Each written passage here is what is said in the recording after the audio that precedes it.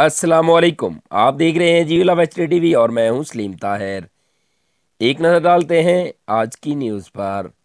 ملک کے دیگر حصوں کی طرح چترال میں بھی شہری دفاع کا عالمی دن منایا گیا۔ اس سلسلے میں government central model high school Chitral میں ایک تقریب منعقد ہوئی۔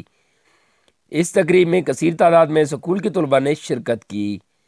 مزید تفصیلات بتا رہے ہیں غلام محمد فاروقی اپنی اس رپورٹ میں۔ ملک کے دیگر حصوں کی طرح چترال میں بھی سول ڈیفنس کا عالمی دن منایا گیا۔ اس سلسلے میں government sentinel model high school Chitral میں ایک تقریب منعقد ہوئی۔ اس تقریب میں اسکول کے طلباء نے کثیر تعداد میں شرکت کی۔ تقریب سے خطاب کرتے ہوئے مقررین نے سول ڈیفنس کے عالمی دن منانے اور اس کی وجود میں آنے کی تاریخی پس منظر پر روشنی ڈالی۔ مقررین نے رضاکارانہ خدمات کو عبادت گردانا اور نوجوانوں پر زور دیا کہ وہ ضرور تربیت حاصل کر کے سول ڈیفنس کے رضاکارانہ خدمات انجام دینے والوں کا حصہ بنے۔ انہوں نے کہا کہ چترال میں مرد خواتین پر مشتمل 2300 رضاکار سول ڈیفنس میں خدمات سر انجام دے رہے ہیں، مگر آج تک ان کی حوصلہ افزائی تک نہیں ہوئی۔ چیف وارڈن فاروق احمد کا کہنا ہے کہ وہ اور ان کا ٹیم بغیر تنخواہ یا مراعات کے رضاکارانہ طور پر خدمات سر انجام دے رہے ہیں۔ ہمارے پاس بہت زیادہ مشکلات درپیش ہیں اس حوالے سے، کیونکہ گورنمنٹ کی سرپرستی ہمارے پاس نہیں ہے۔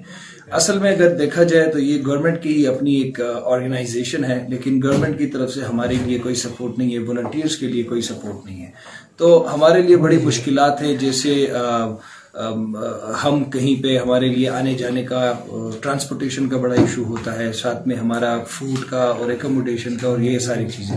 تقریب سے غوث الرحمان، شعیب احمد اور پرنسپل شاہد جلال نے بھی اظہار خیال کیا۔ سول ڈیفنس کے اس عالمی دن کی تقریب میں انتظامیہ کی کسی افسر نے شرکت نہیں کی۔ آخر میں طلباء کو ایمرجنسی حالات سے نمٹنے میں استعمال ہونے والے سامان کا بھی مظاہرہ کیا گیا۔ غلام محمد فاروقی، چترال۔